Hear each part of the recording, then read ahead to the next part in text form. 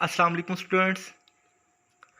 जैसा कि इस सीरीज़ में हमने ये कोशिश की कि जो भी क्वेश्चन हैं उनको इन डेप्थ हम समझने की कोशिश करें और हम इस तरह से सीखें कि कल को अगर आपने कोई हायर एजुकेशन के लिए कोई टेस्ट देना है तो भी आपको वो सपोर्ट करे और इंटरव्यू में भी वो आपको सपोर्ट करे। अभी हम बात करते हैं क्वेश्चन नंबर 21 पे, which philosophy focuses on mind. Idealism है। अगर माइंड की जगह पे मैटर लिखा होता या सेंसेस लिखा होता तो हम ये कह सकते थे कि ये रियलिज्म है।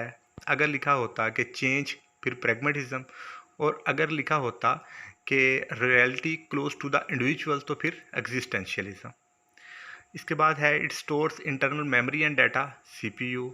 IP address is a unique address that identifies a device on the internet. Which software controls computer and its functions, operating software या operating system software. Salary of teachers in school comes in non developmental budget.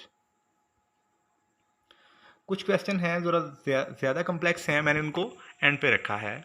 Teacher facilitate students to prepare their work depicting their achievements to prepare. Portfolio, basically portfolio होता है कि students की जो positive performances होती हैं या routine में जिस तरह की वो परफॉर्म करता है क्लास में, उसको एक फ़ाइल के अंदर अटैच करने जाना, यानी वो वीकली परफॉर्मेंस हो सकती है, डेली हो सकती है, तो दिस इज़ पोर्टफोलियो। एक होता है एनेक्डोटल रिकॉर्ड्स।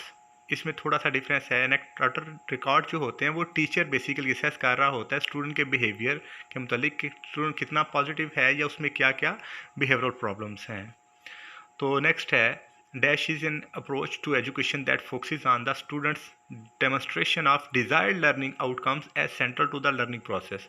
अब यहाँ पे जो डिजायर्ड लर्निंग आउटकम्स हैं, this is basically the key point कि जहाँ से आपको ये समझ आ गई होगी कि इसका फॉर्मल लर्निंग जॉब है जिसको रस्मी तालीम भी बोला जाता है। इसके अलावा गैर रस्मी तालीम है और नीम रस्मी तालीम है। नीम रस्मी को हम डिस्टेंस एजुकेशन भी बोलते हैं और गैर रस्मी वो जो हम सोसाइटी से हासिल करते हैं।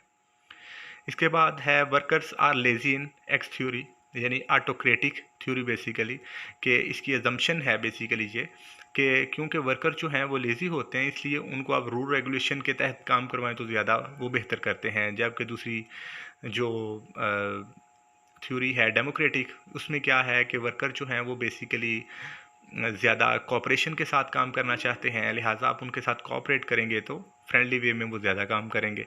और लेजी स्फीयर में है कि क्योंकि वर्कर जो हैं वो क्रिएटिव एबिलिटीज़ के मालिक होते हैं, आप उनको इंडिपेंडेंस दें तो वो ज़्यादा क्रिएटिव होकर काम करेंगे। लेकिन जहाँ पे हो सकता है कि कुछ लोगों ने मिस्टेक की हो कि जो एक लिमिटेशन है जी थ्योरी की या लेजी स्फीयर की, वो यही है कि इस क्योंकि इंडिपेंडेंस होती है तो जो वर्कर हैं वो लेज़ी हो जाते हैं, लेकिन उसकी अजम्पशन ये नहीं है। हाइपोथेसिस जो है ये प्रिडिक्ट करता है, टेंटेटिव स्टेटमेंट होती है कि फ़लाँ वेरिएबल जो है वो फ़लाँ वेरिएबल पे किस तरह का इफ़ेक्ट करेगा, या फ़लाँ वेरिएबल जो है इनके दरमियान रिलेशनशिप कैसा होगा। तो हाइपोथेसिस हमें बेसिकली इस पे गाइड करता है। This is prediction. Question number 29 and 30। तो ये क्वेश्चन बेसिकली बड़ा ट्रिकी था कि symmetrical curve on it's vertical axis is. अब इस पे काफ़ी ज़्यादा मैं भी कंफ्यूज रहा। बेसिकली ऑप्शन में था नॉर्मल कर्व, मेसोकर्टिक, प्लेटिकर्टिक और स्क्यूड या स्क्यूनेस। अब स्क्यूनेस तो कभी भी इसके करीब नहीं ऑप्शन आ सकता, मेसोकर्टिक भी इस पे नहीं आ सकता और प्लेटिकर्टिक भी। बेसिकली ये कर्टोसिस की टाइप्स हैं, लेप्टोकर्टिक, मेसोकर्टिक और प्लेटिकर्टिक।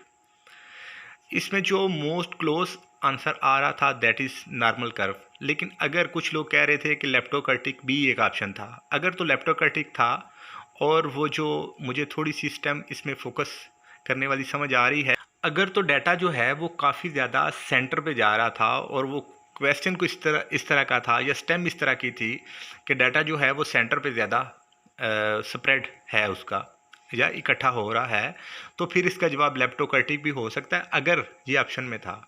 लेकिन अगर ये ऑप्शन में नहीं था तो बाकी तीन ऑप्शन में से जो डिस्ट्रैक्टर हैं वो कोई भी करेक्ट नहीं हो सकता, only normal curve is the correct option.